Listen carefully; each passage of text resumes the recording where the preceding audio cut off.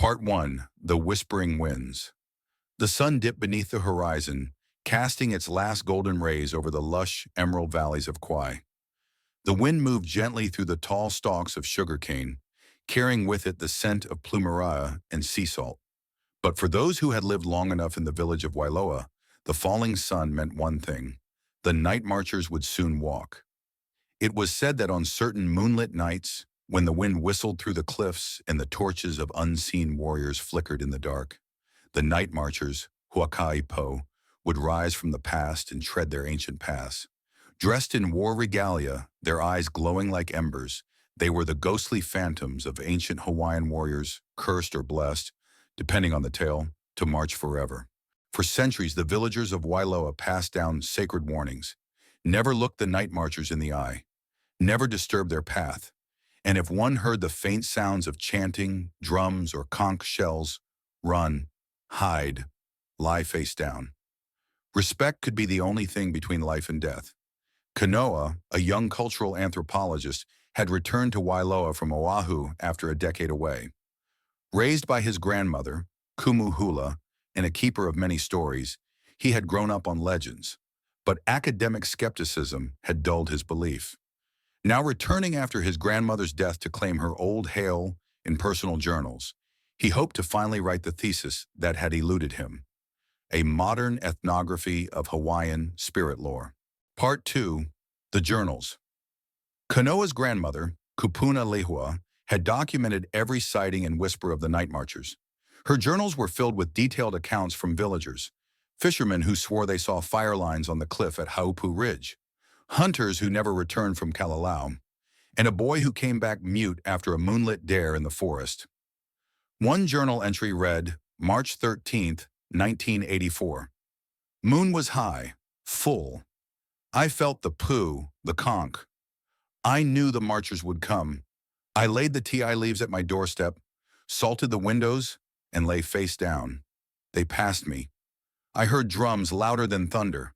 I smelled their sweat. One paused. I could feel his breath, but I did not look. The pages chilled Kanoa more than he cared to admit. But more curious than fearful, he began investigating. Locals were hesitant to speak. Some changed the subject. Others crossed themselves or offered him ti leaves. Only Auntie Momi, the kahu at the temple ruins on the hill, agreed to help. You think they not real? She said, her voice raspy but firm. Maybe you need to see with your heart, not just eyes. You go looking, boy, you might find them. Or they might find you. Part 3. The Invitation. It was on the night of the Ole Kulua, a night said to be kapu, sacred and unpredictable, that Kanoa ventured to the Napali Cliffs. According to Lehua's notes, this was a known night marcher trail, one used by warrior spirits who guarded the ali'i, the ancient nobility. They appeared when the moon was full and high, and when the air smelled of hibiscus and burning sandalwood. He brought nothing but a camera, a flashlight, and his grandmother's lei niho palawa, a necklace of whale tooth traditionally worn by Hawaiian chiefs and revered elders. He camped alone beneath the cliffs, ignoring the whispers of the wind that carried too many voices. Just past midnight, the air thickened. It began with the distant blowing of a pew, deep, resonant, and ancient. Then came the drumming, a rhythm that shook the soul. Shadows emerged from the jungle line, indistinct at first, then sharp and terrible in form. Warriors, dozens of them, marched 2 by 2, feathered helmets, kapa cloaks, bone weapons and flaming torches that gave no smoke. Kanoa froze. His academic training screamed for him to document, to photograph, to catalog. But his grandmother's voice whispered louder. Face down, eyes closed, show respect. So he lay prone in the soil, hands clenched around the lei niho palawa. A pause. The drumming stopped. He heard steps, soft yet heavy, approach him. A hot breath grazed his neck. Keiki Alewa, a voice murmured, child of Liwa. Then the march continued, fading into the distance until only the cicadas remained. Part 4. The path revealed Kanoa awoke at dawn. There were footprints in the dirt, dozens, perhaps more. But no human had been near him. No one had answered his radio calls. Still, he was not dead, not harmed. Instead, pinned into the soil beside him was a single white feather. Returning to the village, Kanoa found the townsfolk subdued. Some stared at him with newfound respect, others with wariness. Auntie Mummy embraced him. "They acknowledged you," she said. "You carry Lahua's blood. They knew. You are Kahu now." The coming weeks changed everything. Kanoa's dreams were vivid, visions of ancient battles, rituals, chants he somehow understood. He felt called to places he had never seen but knew by heart. The Nightmarchers had imprinted on him. Part 5. The Guardian's Kanoa realized his grandmother hadn't just recorded tales. She had been a conduit, a bridge between the past and present. Now so was he. He stopped writing his thesis in the traditional sense. Instead, he began compiling a living chronicle, a blend of ethnography, genealogy, spiritual experience, and cultural truth. He hiked to sacred Hayo and met with the few surviving kahuna who remembered the old rites. One told him, "They march not just for vengeance or duty, but to protect. They guard the bones of kings. They ensure no foreign foot treads sacred ground without consequence." As development threatened Wailoa, with resorts eyeing untouched cliffside lands, Kanoa warned the council. They laughed until workers went missing, until fires started from nowhere, until dreams of chants and spears haunted every surveyor. Eventually, the project was abandoned. Part 6. The test years passed. Kanoa, now the village's unofficial historian and spiritual guide, grew into his role. But the Nightmarchers had not visited again until the 10th anniversary of his first encounter. That night, he returned to the cliffs, not as a skeptic, but as a guardian. He brought nothing but chants he now knew by heart, and Thai leaves soaked in ocean water. The marchers came. This time, they did not pass him. They surrounded him. One, cloaked in red and black, approached. His face bore scars of many lifetimes. He raised a spear but did not strike. "You remember," the warrior said in Hawaiian. "You carry her blood. But do you carry the mana?" Kanoa answered, not with words but by reciting an Oli chant taught to him in a dream. The warriors pounded their weapons into the ground, a nod from the leader. Then one by one, they vanished into smoke. Part 7. The Legacy. The village never forgot.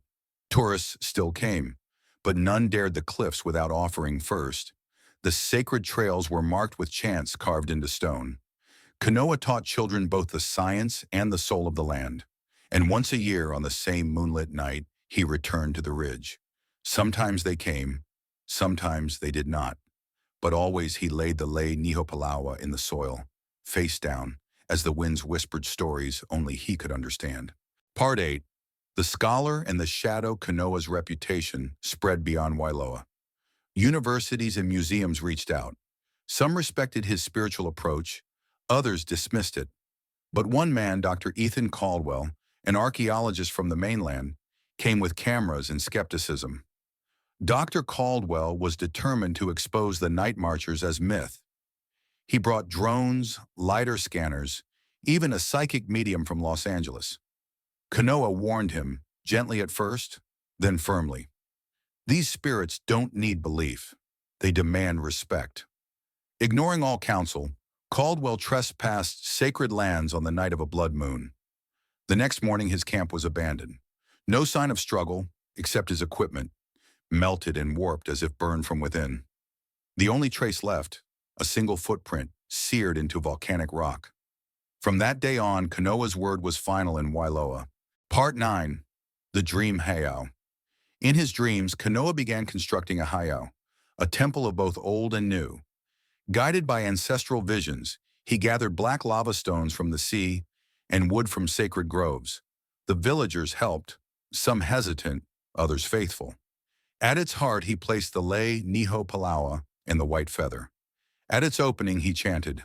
Thunder rolled from the cliffs, the winds howled in harmony, and then drums. The Nightmarchers arrived, not as threats but as protectors. They encircled the temple.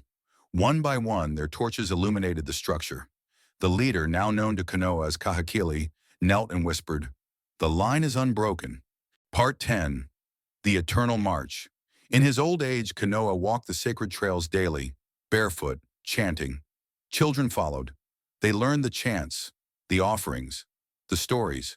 When Kanoa finally passed, it was not in a hospital or bed, but beneath the moon on the cliffs of Nepali, lay Nihopalawa in hand. Villagers found no body, only footprints leading into mist. And from that night on, when the winds blew through Wailoa, some heard chanting, some heard drums, and sometimes at the temple a single torch would flicker to life in the night. Part 11, The Return. Years later, a young girl named Liko, one of Kanoa's students, stood before the dream heiau. The winds swirled around her, carrying whispers of Oli chants. She had studied his teachings, memorized the chants, and inherited his reverence. On the night of a lunar eclipse, Liko heard the piu blow through the canyons. She knelt before the heiau, chanting with a voice strong and unwavering. The torches lit one by one. The Nightmarchers emerged, not to test, but to welcome. Kahakili stepped forward, older in spirit but unchanged. He placed his hand upon Liko's shoulder. You remember, you carry the light. From the shadows behind them, another figure emerged. Kanoa, younger than she remembered, radiant and calm. He smiled. You're ready, he said. Epilogue, the unbroken line. The march continues, through wind, through time, through memory, not as ghosts trapped in ritual, but as guardians of land, story, and soul. So long as the chants are sung, the offerings given, and respect paid, the Night Marchers will walk, not in fear but in legacy, for the line is unbroken.